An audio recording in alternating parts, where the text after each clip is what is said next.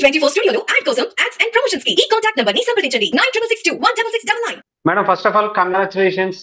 ఒక massive victory తర్వాత మనం లాస్ట్ ఇంటర్వ్యూ తీసుకున్నప్పుడే చెప్పాను, నెక్స్ట్ టైం అధికార పార్టీ అధికార ప్రతినిధిగా తీసుకుందాం అని చెప్పి. కంగ్రాచులేషన్స్. అధికార పార్టీ అధికార ప్రతినిధిగా ఈరోజు ఇంటర్వ్యూ ఇస్తున్నందుకు మీకు కూడా, అంటే ఈ జనసేన జర్నీలో మీది కూడా ఒక కీలకమైనటువంటి భాగస్వామి. ముఖ్యంగా చెప్పాలంటే ఎంతో మందిని డిబేట్స్ లో కావచ్చు, వీటిలో కావచ్చు, మీరు ఎదుర్కొన్న తీరు చాలా మంది చూసాం. మీరు ఒంటరిగా ఎన్ని ఇబ్బందులు వచ్చినా ఈ స్థాయి వరకు మీరు నిలబడి జనసేన పార్టీ కోసం ఎన్ని ఒత్తిళ్ళు వచ్చినా, పార్టీ నుంచి వచ్చినా బయట నుంచి వచ్చినా కూడా అలా నిలబడి మీ వాగ్దాటితో అవతల వైఎస్ఆర్సీపీని ముప్పతిప్పలో పెట్టి ఈ స్టేజ్ లో ఉన్నారు. ఎలా ఉంది మేడం ఈ జర్నీ? ఎలా అనిపించింది? ఇప్పుడు ఎలా ఫీల్ అవుతున్నారు గెలిచిన తర్వాత? ఆ, ఇది ఒక జర్నీ అనే కన్నా కూడా ఒక అడ్వెంచర్ లాగా అనిపిస్తుందండి. రాజకీయాలంటే మాలాంటి వాళ్ళకి, కొత్త వాళ్ళకి, అంటే ఆల్రెడీ ఎగ్జిస్టింగ్ పొలిటీషియన్స్ కి అయితే, లేదంటే ఫ్యామిలీస్ నుంచి పొలిటికల్ బ్యాక్గ్రౌండ్ ఉన్న వాళ్ళకి, ఫైనాన్షియల్ గా మంచి బ్యాకప్ ఉన్న వాళ్ళకి అయితే ఇది ఒక జర్నీ లాగా అనిపించదు. కానీ నాలాగా చాలా మంది జనసేనలో, నేను ఒక్కదాన్నే కాదు, జనసేనలో నాలాంటి వాళ్ళు చాలా మంది ఉన్నారు. గ్రామ స్థాయి నుంచి రాష్ట్ర స్థాయి వరకు నాలాంటి వాళ్ళు ఎక్కువ మంది ఉంటారు జనసేనలో. మా అందరికీ ఇది అవును. ఒక అడ్వెంచరు.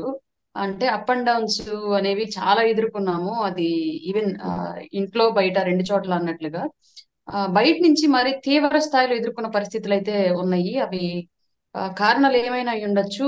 ఒక వైసీపీ అనే ఒక అహంకార పూరితమైనటువంటి పార్టీ, ప్రతిపక్షం అనేది ఉండకూడదు, ప్రశ్నించే గళం అనేది ఉండకూడదు అని చెప్పేసి ఎవరి వాయిస్ ఎక్కువ ప్రభుత్వానికి వ్యతిరేకంగా ప్రజల్లోకి వెళుతుందో వాళ్ళని మరీ ఎక్కువగా టార్గెట్ చేశారు. ఆ మహాభాగ్యం నాకు జనసేన నుంచి నాకే దక్కడం నిజంగానే అది అదృష్టమో దురదృష్టమో కూడా తెలియదు. ఎక్కువ నేనే టార్గెట్ చేయబడ్డాను వైసీపీ నుంచి. అధికార అవును. ప్రతినిధుల్లో ఎక్కువ పర్సెంట్ వాయిస్ ఎవరికైతే ఉందో వాళ్ళలో అవును. అవును. రకరకాల దాడులు, రకరకాల మాటలు, రకరకాల అవమానాలు, వాళ్ళు చేస్తున్నటువంటి అవమానకరమైన వీడియోలు, మాటలు, కామెంట్లు చూసి బంధుత్వం కూడా చాలా మంది దూరం అయ్యారు. పెళ్లిళ్ళకి వాటికి వీటికి పిలవటం కూడా మానేశారు. నేను కొన్ని చోట్ల నేను వెళ్ళినప్పుడు ఎందుకు నీకు ఇట్లాంటివన్నీ ఎప్పుడు మాట పడిందని ఇవన్నీ అంటా ఉంటే ఇబ్బందిగా ఫీల్ అయ్యి నేను అసలు కొన్ని చోట్లకు పోవడం మానేశాను. బంధువుల్లో కూడా పార్టీ గెలిచేంత వరకు కూడా ఎవ్వరికి నేను ఈ మాటలు పడే సిచ్యువేషన్, ఈ మాటలు అనాల్సిన అవకాశం ఇవ్వకుండా దూరంగానే ఉంటూ వచ్చాను. రీజన్ ఓన్లీ ఫేస్ చేయలేక, బంధుత్వాన్ని వదులుకోలేక, అలాగని పార్టీని వదలలేక. ఇవాళ గర్వంగా చెప్తున్నాను, ఎవరైతే నన్ను ఆ పెళ్లిళ్ళు, ఫ్యామిలీ గ్యాదరింగ్స్, బంధుత్వాల్లో కలిసినప్పుడు నన్ను హేళనగా ఎందుకు నీకు అని ఉచిత సలహాలు ఇచ్చి ఎగతాళిగా మాట్లాడారు, ఆ పార్టీలో ఏముండిద్ది ఎందుకు అది అన్న వాళ్ళంతా ఇవాళ నార్మల్ కాల్ చేసి విశేష చెప్పడం కూడా కాదు, వీడియో కాల్ చేసి చెప్తున్నారు. సాధించారుగా మీరు, మీ పార్టీకి గెలిచిందిగా, నువ్వు అనుకున్నదే నెగ్గిందిగా అని వీడియో కాల్స్ చేసి చెప్తున్నారు. అబ్బో అందితే జుట్టు అందకపోతే కారా బాబు వీళ్ళు అనుకుని నాకు నేనే మనసులో నిజంగా చాలా ఓకే. హ్యాపీగా ఫీల్ అవుతున్నాను. మా నాయకుడు నిలిచిన తీరుకి, ఆయన వెనకాల ఆయన నమ్మి మేము నడిచిన తీరుకి వాళ్ళ ప్రజలు మమ్మల్ని ఇంత బలంగా నమ్మి గెలిపించారు. ఈ కృతజ్ఞతని ఈ 5 ఏళ్ల పాటు ప్రజలకు తీర్చుకోవడానికి, అలాగే రాష్ట్రంలో ఉన్నటువంటి ప్రజా సమస్యలు అన్నింటి మీద పోరాటానికి, క్లియర్ చేయడానికి డెఫినెట్ గా ప్రయత్నం చేస్తామండి.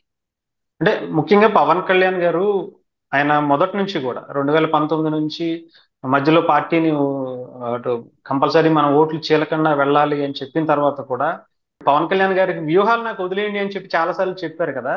ఆ వ్యూహాలు నిజంగా ఫలించాయి. ఈ రోజు వైసీపీకి ప్రతిపక్ష పాత్ర కూడా లేకుండా చేశారు పవన్ కళ్యాణ్ గారు. ఈ కూటమి నిలబడడానికి కీలక పాత్ర పోషించినటువంటి పవన్ కళ్యాణ్ గారికి కూడా చాలా పాజిటివ్ గా తీసుకుంటున్నారు జనాలు కూడా. ఇలాంటి నాయకుడిని మనం ఇంతవరకు చూడలేదు, ఇలాంటి వ్యూహాలను వేసేవాళ్ళు ఇంతవరకు చూడలేదు అని.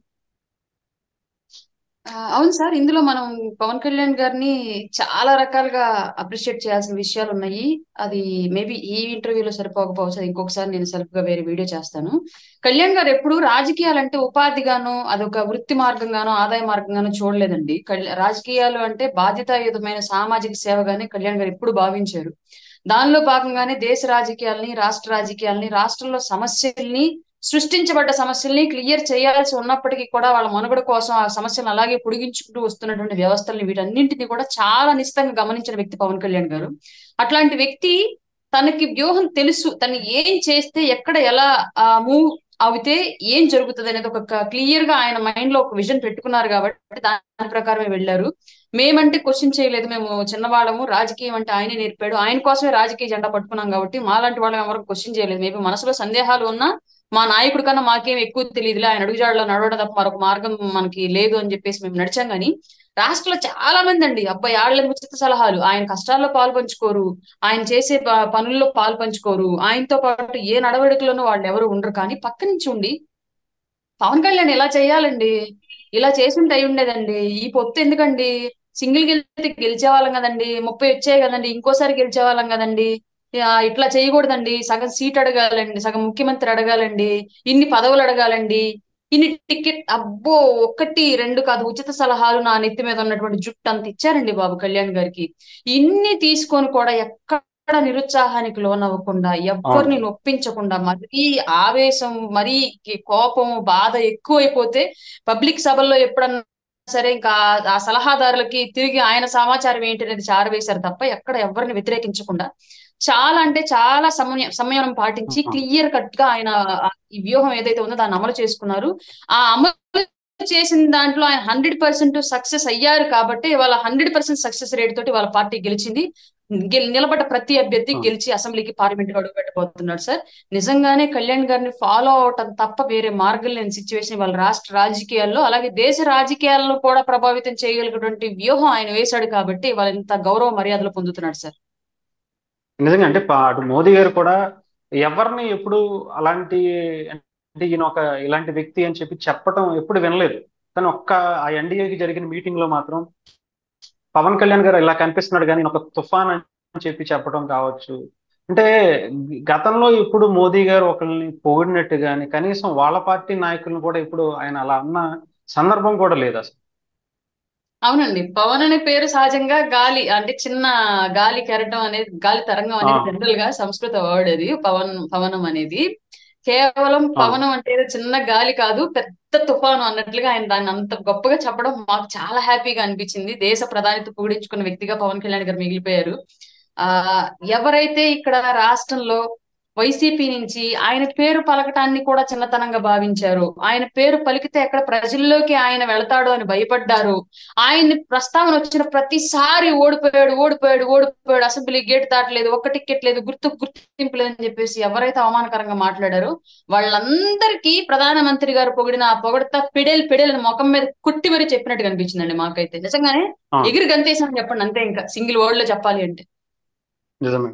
అంటే ముఖ్యంగా పవన్ కళ్యాణ్ గారు కూడా చాలా ఓపిగ్గా, చాలా పద్ధతిగా, అటు ఎక్కడా కూడా పొత్తు ధర్మం పాటిస్తూ, ఆ ఎక్కడా కూడా డివైట్ అవ్వకుండా, ఈ పొత్తు అనేది చాలా ఇంపార్టెంట్, అది కూడా పార్టీల కన్నా అక్కడ ఉన్నటువంటి ప్రజలకి ముఖ్యంగా ఇది చాలా ఇంపార్టెంట్ అని చెప్పి ఎక్కడా కూడా అంటే నేను తగ్గానో, లేదంటే బీజేపీ నన్ను అది ఎక్కువగా సీట్లు అడిగిందనో, లేదంటే ఈ మధ్య మధ్యలో చాలా కుంపట్లు పెట్టేవాళ్ళు చాలా మంది ఉన్నా కానీ చాలా ఓపిగ్గా నిలబడ్డారు.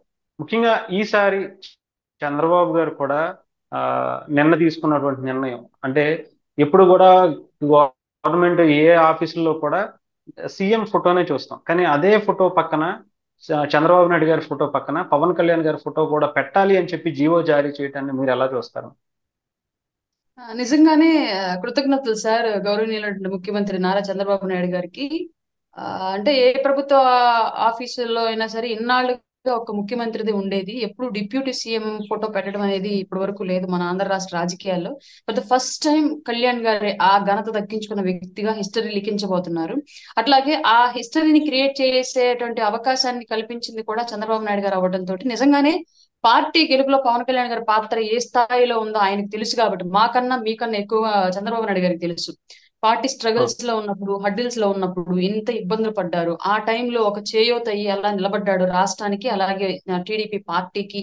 ఇవాళ రాష్ట్ర ప్రజలకి ఎన్డీఏ కూటమి అధికారంలో రావడానికి ఆయన ఎన్ని రకాలుగా త్యాగాలు చేసి, ఎన్ని మాటలు పడి ఈ స్థాయిలో పార్టీని నిలబెట్టాడు, ఈ స్థాయిలో విజయం దక్కడానికి కారణమయ్యాడు. ఆ గౌరవనీయులైనటువంటి చంద్రబాబు నాయుడు గారు గుర్తుంచుకున్నారు కాబట్టి ఈ గుర్తింపును ఇచ్చారు అని చెప్పేసి మేము భావిస్తున్నాము. ఆ అదే అంటారు కదండి, ఏదో చంద్రుడికి ఒక నూలుపోగులాగా అన్నట్లుగా ఇట్లాంటి ఒక గౌరవం కూడా ఈ కళ్యాణ్ గారు సంపాదించినటువంటి ఎంతో కీర్తిలో ఇది కూడా ఒక భాగంగా మేము భావిస్తాం. రైట్. ముఖ్యంగా లోకేష్ గారు కూడా అంటే చాలా సార్లు చెప్పుకుంటూ వచ్చారు చాలా మీటింగుల్లో, నా అన్న ఈ రోజు మా కష్టాల్లో ఉన్నప్పుడు నిలబడ్డారు అని చెప్పి.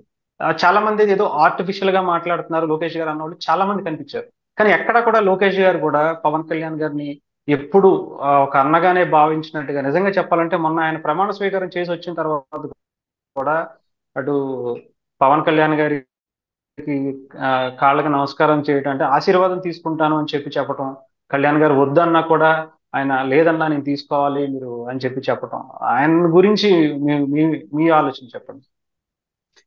క్లియర్ గా అండి, గతంలో ఎప్పుడో కమ్మ కాపు మధ్య రైవలరీ ఉంది, నడిచింది రంగ గారి టైంలో అని చెప్పేసి తెలుసు. అది మాకెవరికి ప్రాక్టికల్ ఎక్స్పీరియన్స్ లేదు. అలాగే కాపు యూత్ లో కూడా చాలా మందికి అది తెలియదు, ఇప్పుడున్న యూత్ కూడా చాలా మందికి.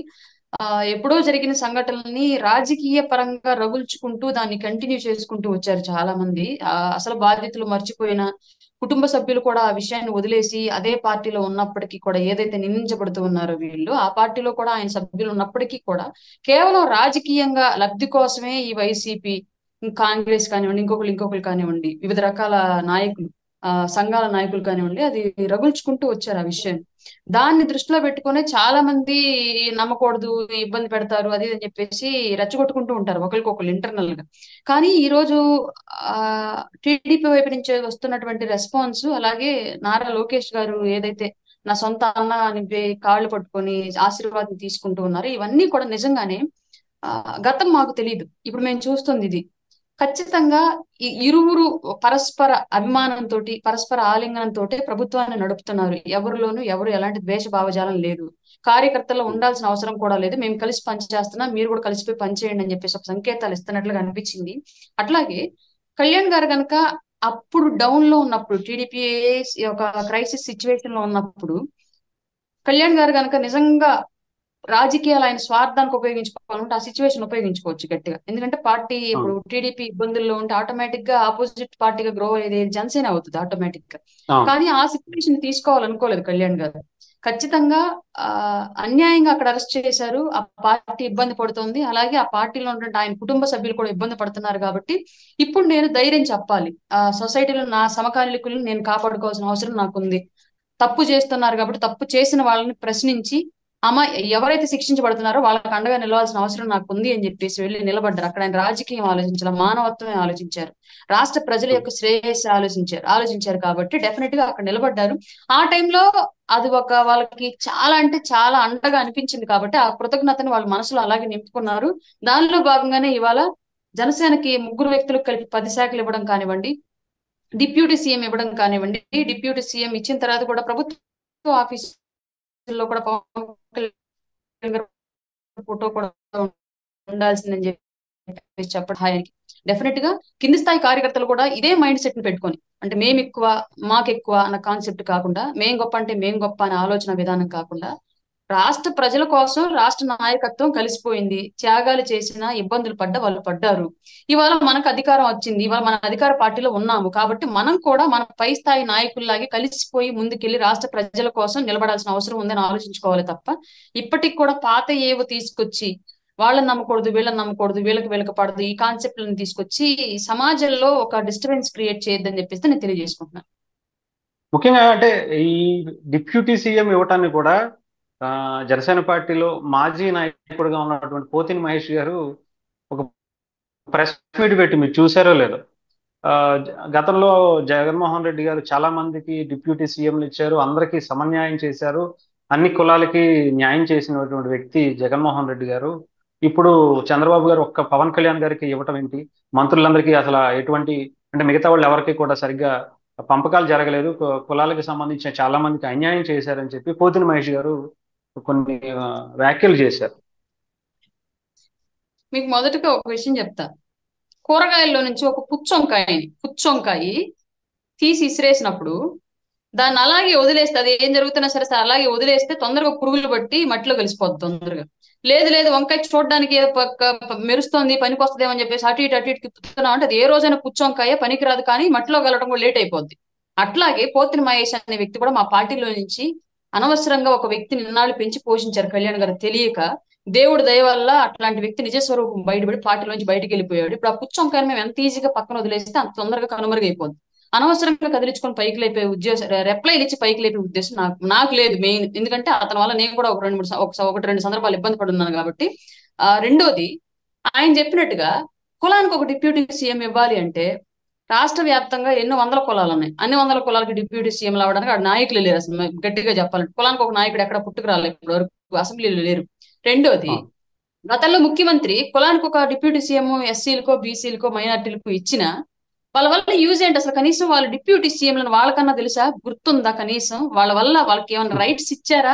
వాళ్ళ అధికారాలను వాళ్ళు ఉపయోగించుకొని ఇచ్చారా? వాళ్ళ సామాజిక వర్గానికి ఏమైనా మంచి చేయనిచ్చారా? కనీసం వాళ్ళు గెలిచినటువంటి అసెంబ్లీ నియోజకవర్గానికైనా మంచి చేయనిచ్చారా? ఉపయోగం ఏంటి?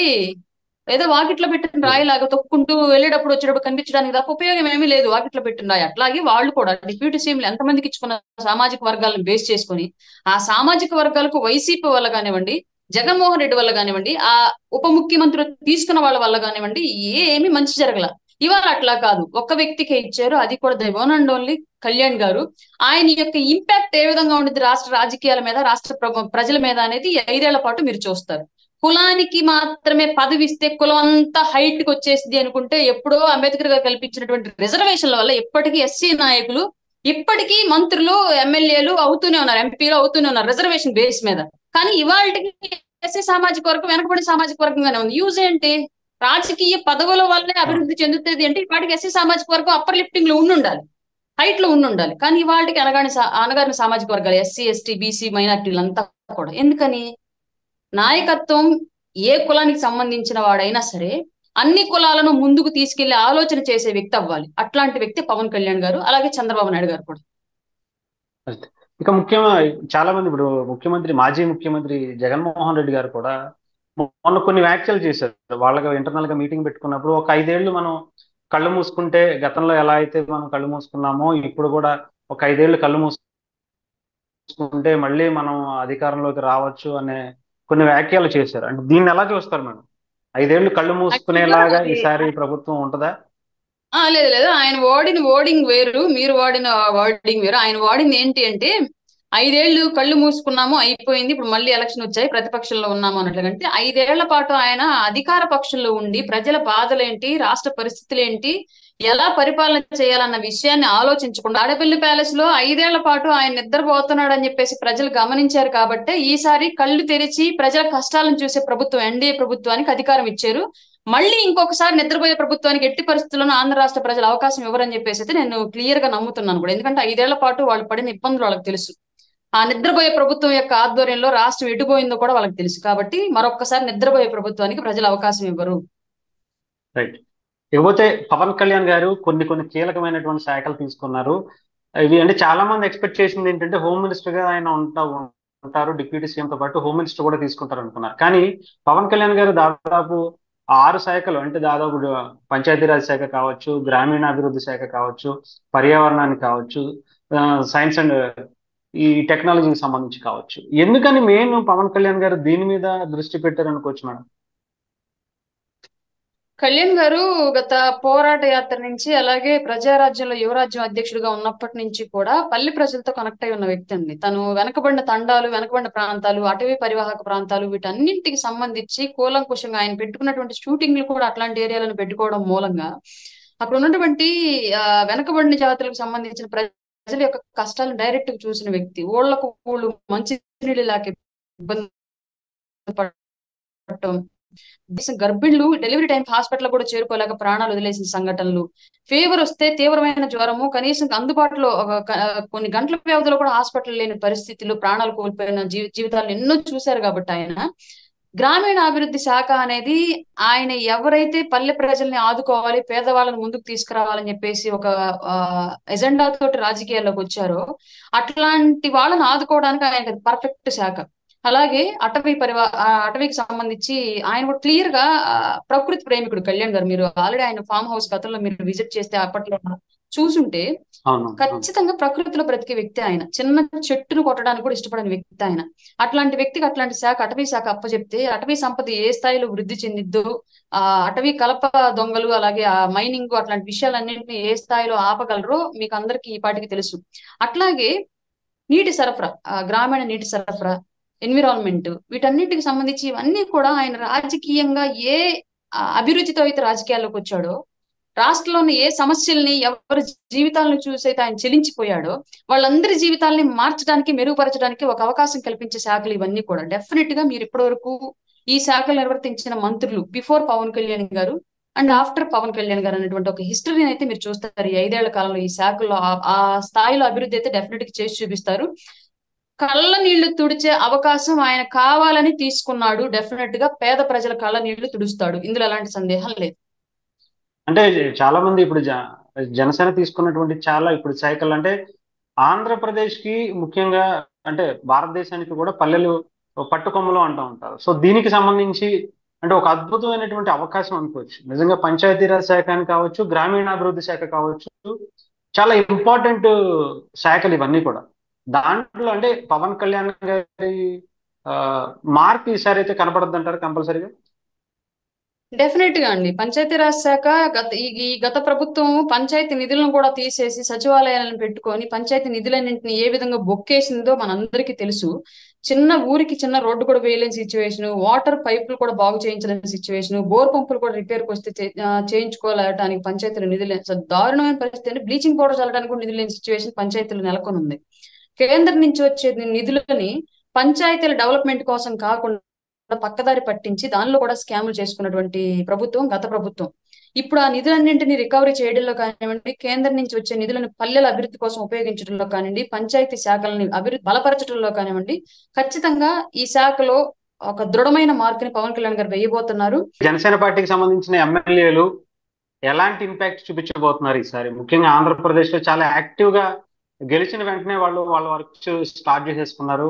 ఆన్ గ్రౌండ్ అంటూ ప్రతి ఒక్కరు కూడా ఎర్లీ మార్నింగ్ వాకింగ్ నుంచి స్టార్ట్ చేసుకుంటూ అధికారులతో కావచ్చు అందరినీ కూడా పరుగులు పెట్టేస్తున్నారు. ఎలా ఉండబోతుంది మేడం ఈసారి జనసేన పార్టీ యొక్క ఇంపాక్ట్ ప్రజలకి ఎలా చూపించబోతున్నారు? ఆంధ్ర రాష్ట్ర రాజకీయాల్లో ఒక కొత్త తరం పరిపాలన అనేది డెఫినెట్ గా ఈ 5 ఏళ్లలో అయితే మీరు చూస్తారు 100%. ఇప్పుడు ఆటోమేటిక్ గా జనసేన ఎమ్మెల్యేలు అంత యాక్టివ్ గా పనిచేస్తున్నప్పుడు కాంపిటీషన్, హెల్దీ కాంపిటీషన్ లో గెలిపి మిగతా పార్టీల నుంచి గెలిచిన ఎమ్మెల్యేలు కూడా చేయాల్సిన పరిస్థితి క్రియేట్ అవుతుంది 100% సొసైటీలో.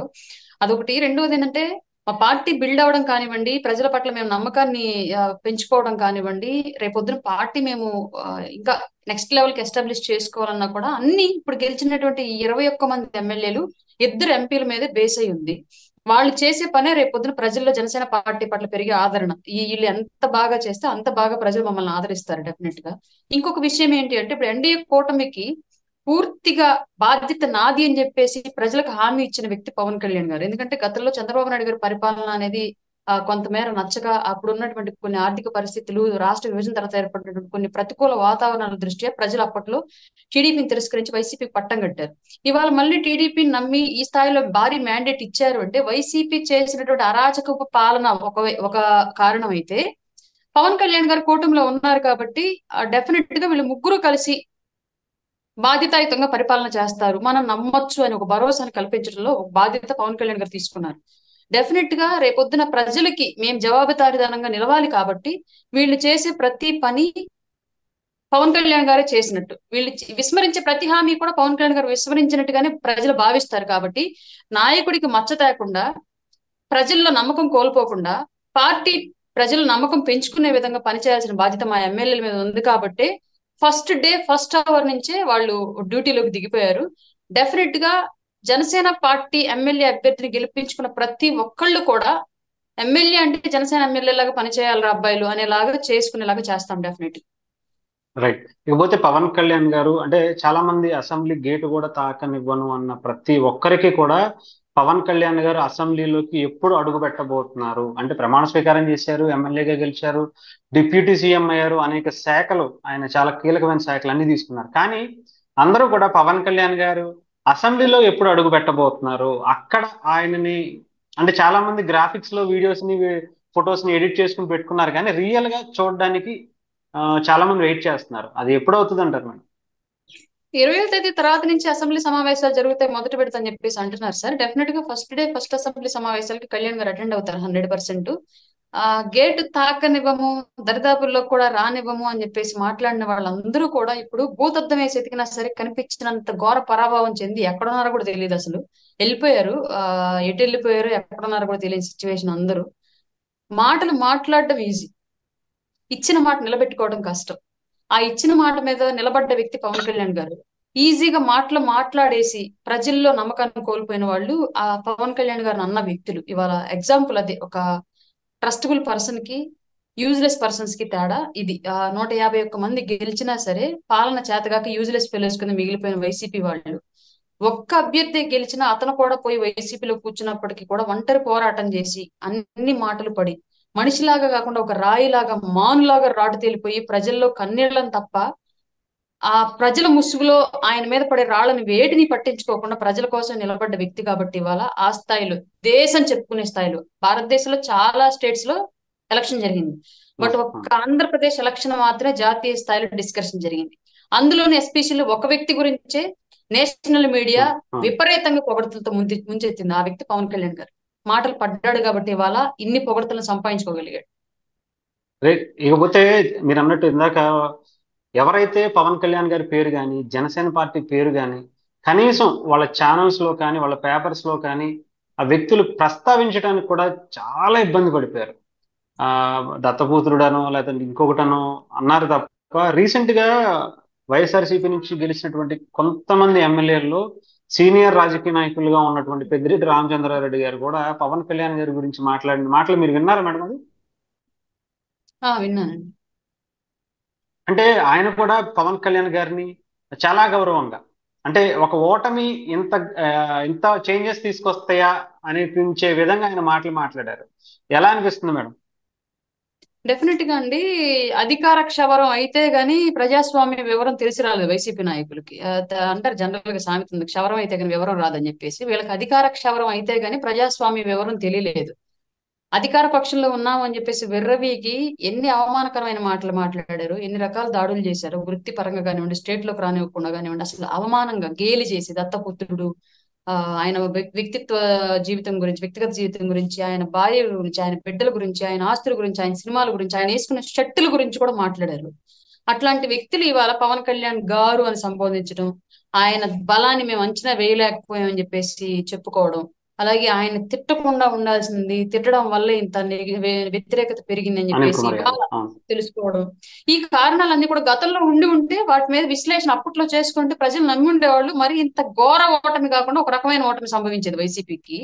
ఇవన్నీ ఆ రోజు అధికార అహంకారంతో తెలుసుకోలేకపోవడం వల్ల ఈ రోజు ఈ స్థాయిలో క్రికెట్ టీం లాగా 11 మందిని గెలిపించారు. మరి గోదావరి ఎటకారం ఏంటంటే గడియారంలో కూడా 11 నంబర్ దగ్గర జగన్ బొమ్మ వేసి పెడుతున్నారు. ఇంత వైఫల్యం చెందారు, ఇంత ట్రోలింగ్ కి గురవుతున్నారంటే కారణం వాళ్ళే చేతిలో చేసుకున్న విషయం ఇది.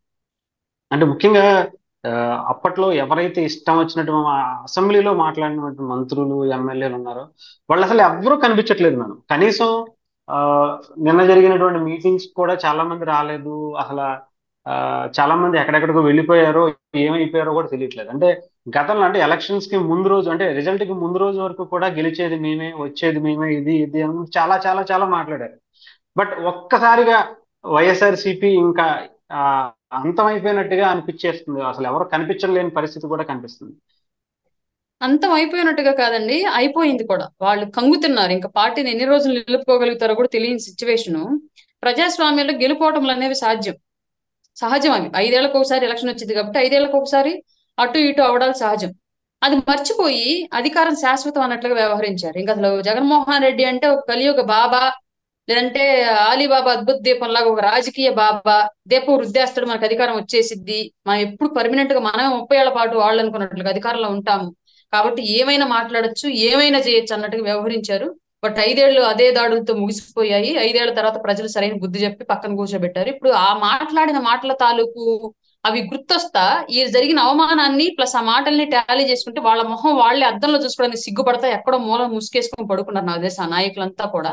ప్రజల్లో తిరగలేరు, క్యాడర్ వాళ్ళ వెనకాల లేదు, వాళ్ళ వెనకాల తిరిగిన నాయకులు కూడా ముమ్మేసి పక్కకు పోయిన పరిస్థితి వాళ్ళు క్రియేట్ అయింది వైసీపీ వాళ్ళందరికీ. కాబట్టి జనాలు తిరగలేక అవమాన భారం భరించలేక ఇళ్లలో దాక్కున్నారు.